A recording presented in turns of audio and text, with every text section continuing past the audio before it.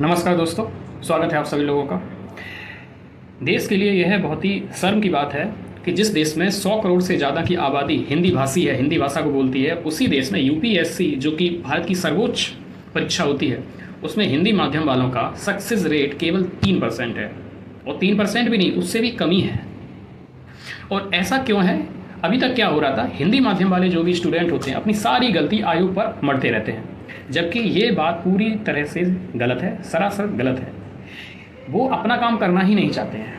आपको बताएं, आप हिंदी मीडियम के हो, ठीक है, आपके सामने कोई भी इंग्लिश मीडियम बोलने वाला आ गया, जरा सा उसने 2-4 शब्द इंग्लिश के जैसे ही बोल दिए, भले ही वो कुछ ना जानता हो और आप सारी जानकारी रखते हो, आप डिमोटिवेट उसी समय हो जाते हैं, आपका कॉन्फिडेंस ऊपर से नीचे आ जाता है।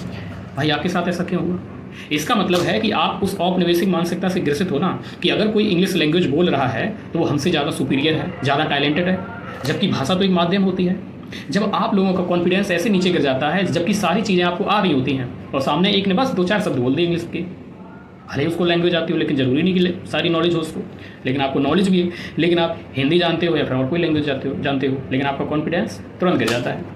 जब आपके साथ ऐसा होता है तो जो आंसर चेक करने वाले बैठे हैं, यूपीएससी के मेंबर हैं, वो भी इंग्लिश मीडियम वाले हैं। क्या वो उस मानसिकता से ग्रसित नहीं है? ऑफकोर्स हैं, वो भी हमारे जैसे हैं ना। उनमें कोई देवदूत तो है नहीं जो हर चीज़ को निष्पक्षता से देखेगा, पूरी तार्किक दृष्टि से देखेगा। वो अनिवार्य रूप से ये मान के चलते हैं कि अगर कोई इंग्लिश मीडियम का छात्र आंसर राइटिंग कर रहा है, लिख रहा है कॉपी, तो वो हिंदी मीडियम वाले की तुलना में टैलेंटेड होगा।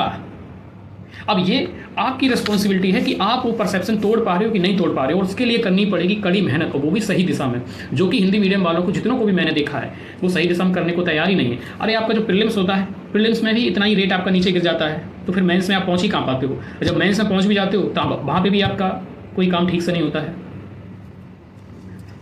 इवन मैं जो बात बता रहा हूँ, जो बताने जा रहा हूँ कि क्या प्रॉब्लम्स है और काम कहाँ कहाँ करना पड़ेगा, अगर वो काम किसी एक भी छात्र ने पूरा कर लिया तो मैं समझूंगा कि मैंने जो कुछ भी कहा वो मेरी बात सार्थक रही है, उसकी कुछ उपयोगिता निकली है। जैसे कि क्या क्या प्रॉब्लम है और काम क्या करना पड़ेगा। ठीक है, काम करना पड़ेगा पूरी कड़ी मेहनत के साथ, और सही दिशा में करना पड़ेगा, तभी कुछ सुधार होगा। अन्यथा आप गलतियाँ लगाते रहिए, आयोग पे लगाते रहिए, इंग्लिश लैंग्वेज पे लगाते रहिए, अपना रोना रोते रहिए, इससे बस आपका फ्यूचर खराब हो जाएगा, आपका समय खा जाएगा। ठीक है ना, समय बर्बाद हो जाएगा और कुछ नहीं होगा। तो कुछ काम है आपको करने पड़ेंगे, अगर वो कर पा रहे हो तो ठीक है, अपनी स्टेट पीसीएस हो और मेनली यूपीएससी, तो उसकी तैयारी को आगे बढ़ाइए। अगर नहीं कर पा रहे हो तो छोड़ दो, कुछ और देख लो, नहीं तो आपका समय पूरा खराब हो जाएगा ना। पैसा खराब हो रहा है, समय खराब हो रहा है, क्या क्या करना है। पहला पीटी और मेंस की बात करें, हिंदी मीडियम वालों को मैंने देखा कि पूरा जीवन अपना ज़िंदगी ही पीटी बना देते हैं। प्रीलिम्स को भी पढ़ते रहते हैं, मेंस को कभी पढ़ते ही नहीं है, ये हकीकत है। नहीं तो आप में से जो भी हिंदी मीडियम का देख रहा हो तो वो इस बात को अनुभव कर रहा होगा, ठीक है, कि पूरी तरीके से अभी यूपी पीसीएस आ गया तो उसमें लग गया, बीपीएससी आ गया उसमें लग गया, फिर यूपीएससी आ गया उसमें लग गया, मेंस कभी किया ही नहीं सही से। अगर मेंस सही से किया होता तो पीटी में प्रॉब्लम नहीं होती। आपके जो भी 2-4 क्वेश्चन छूट रहे हैं, पीटी नहीं हो पा रहा, वो इस वजह से छूट रहे हैं क्योंकि आपका मेंस ही अच्छा नहीं है। पीटी में क्वेश्चन कॉन्सेप्चुअल आ रहे हैं बहुत सारे, बिल्कुल एप्लीकेशन बेस्ड क्वेश्चन आ रहे हैं, वो तभी होंगे जब आपका कॉन्सेप्ट बहुत मजबूत होगा, तगड़ा होगा, है ना। तो मैंने देखा है कि लोग पीटी में ही लगे रहते हैं। अगर आपने मेंस को एक बार सही से कर लिया तो आपके पीटी का पूरा सिलेबस कवर हो जाएगा, बहुत अच्छे से इन डेप्थ नॉलेज हो जाएगी, क्वेश्चन कितना भी घुमाएगा आपसे बच जाएगा, आपका पीटी क्वालिफाई हो जाएगा। और पीटी कैसे क्वालिफाई होगा, उसमें पेपर 3 की कितनी अहम भूमिका है उस पर भी बात करेंगे। अभी पीटी वर्सेस मेंस की बात कर रहे हैं, तो आप मेंस पे अच्छे से काम करिए और मेंस के नोट्स बनाइए, शॉर्ट नोट्स। शॉर्ट नोट्स का मतलब प्रॉपर नोट्स नहीं होता है, शॉर्ट नोट्स का मतलब होता है सिनॉप्सिस टाइप। जैसे कि सेपरेशन ऑफ पावर एक टॉपिक है, शक्ति पृथक्करण, तो उसमें शक्ति पृथक्करण क्या है, कैसा है, सब कुछ आपको पता है, यू नो। तो आपको उसमें सिर्फ ये लिखना है कि इसके अगेंस्ट क्या क्या है, इसके फेवर में क्या क्या है, 2-2, 3-3 पॉइंट, बस खत्म। ठीक है, कुछ केसेस है उसको लिखना है, तो ये सिनॉप्सिस है, ये काम में आएगा आपका बहुत जल्दी रिवीजन करने में और आंसर राइटिंग में। ठीक है, पहले तो आपको ये करना है। दूसरा काम करना है आंसर राइटिंग, जो कि हिंदी माध्यम वाला करता ही नहीं है। इवन अभी टेलीग्राम चैनल में 45 लोग जुड़ चुके हैं, 45, उनमें से मुश्किल से 8 लोग आंसर राइटिंग कर रहे हैं, बताइए 8 लोग, जबकि उसमें अधिकांशता 40 लोग 45 में से हिंदी मीडियम वाले ही हैं, लेकिन नहीं कर रहे हैं। तो बताइए, आंसर राइटिंग तो आपकी सफलता में निर्णायक है, बिना उसके कुछ नहीं होगा। और आंसर राइटिंग करने लगे तो सब कुछ हो जाएगा, आपका पीटी भी मजबूत हो जाएगा, क्योंकि चीज़ें लिखते भी याद हो जाती हैं सारी चीज़ें।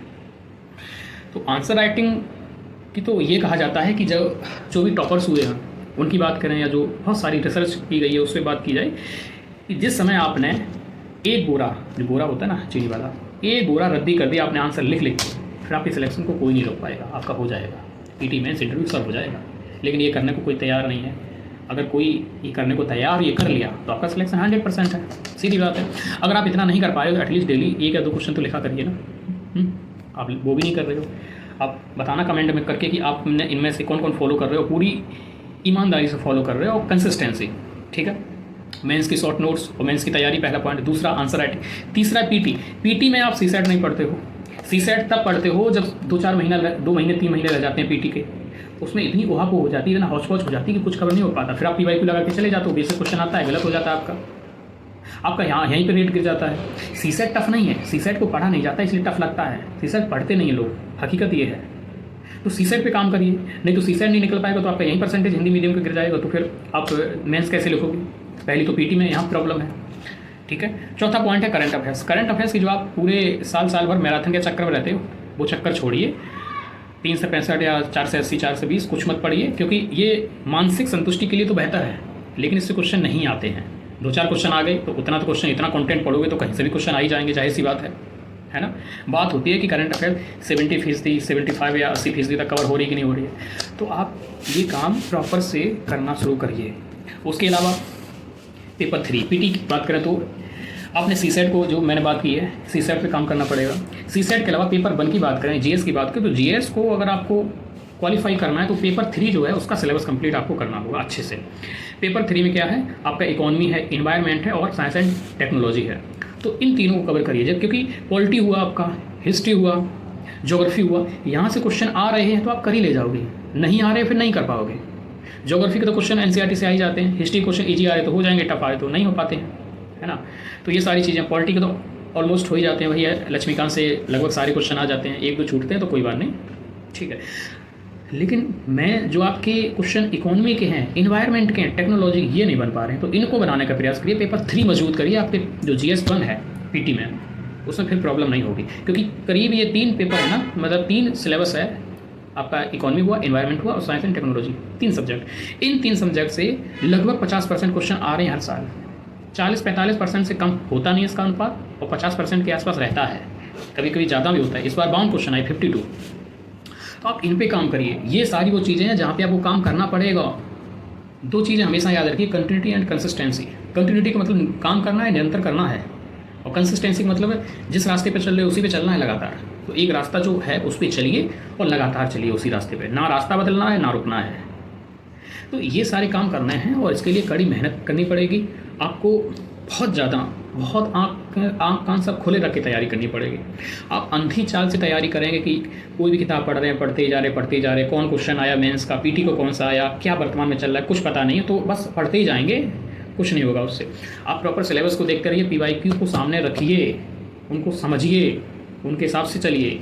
फिर मैं बता दे रहा हूँ, पहला कि मेंस को बहुत अच्छा करिए, ठीक। अभी दिसंबर तक का समय है, कर लीजिए, फिर तो जनवरी से वैसे भी आपकी पीटी की हवा चलने लगती है। मेंस को अच्छी करिए। दूसरा, आंसर राइटिंग डेली करिए। तीसरे, पीटी के लिए सीसेट को सही से कर लीजिए तैयार, पहले से बेसिक करिए, ठीक है। और जो करंट अफेयर्स है उस डेली पढ़िए, और करंट अफेयर्स के लिए ज़्यादा कुछ नहीं है तो आप न्यूज़पेपर पढ़ते रहिए। उसके अलावा कोई एक मैगजीन है मंथली, उसको फॉलो करिए, उसी को अच्छे से डाइजेस्ट करिए। और मार्केट में एक अच्छी आती है मैगजीन, ठीक है, काफ़ी रिसर्च करके वो बनाते हैं, उसको फॉलो करिए सभी लोग। और पेपर 3 पे फोकस करिए अगर पीटी निकालना है तो। और मेंस के शॉर्ट नोट्स बनाइए। ये 5 पॉइंट है, इन पे आप काम करेंगे और ढंग से आपने काम कर लिया तो सच मानिए आप चीज़ों को बदलने की स्थिति में आ जाएंगे, बदल देंगे चीज़ों को, ठीक। और अपना 9:30 से 10:30 बजे रात में GS को डिस्कस होता है, जिसमें पीटी और मेंस को डिस्कस करते हैं, टॉपिक वाइज करते हैं। एक दिन पहले ही आपको टॉपिक बता दिया जाता है, आप लोग पढ़ के आते हो, उसके बाद डिस्कस करते हैं, और उसी टॉपिक पर जो भी PYQ आए हैं और क्वेश्चन आए जो भी हैं मेंस के, उनकी राइटिंग होती है।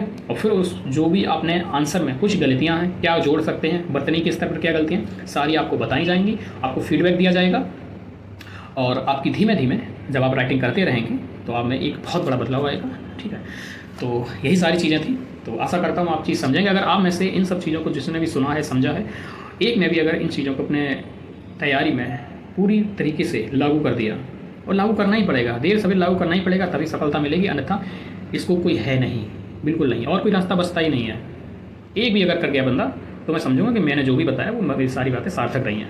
और इनमें से जितनी भी बातें बताई हैं, आप सब लोग ये बात महसूस कर रहे होंगे कि इसमें एक भी बात ऐसी नहीं है जो इलॉजिकल है, अननेसेसरी है। अगर अननेसेसरी एक भी बात लगी, जो मुझे कमेंट करके जरूर बता देना, ठीक है। Thank you, all the best, मिलते हैं, ठीक है, जय हिंद।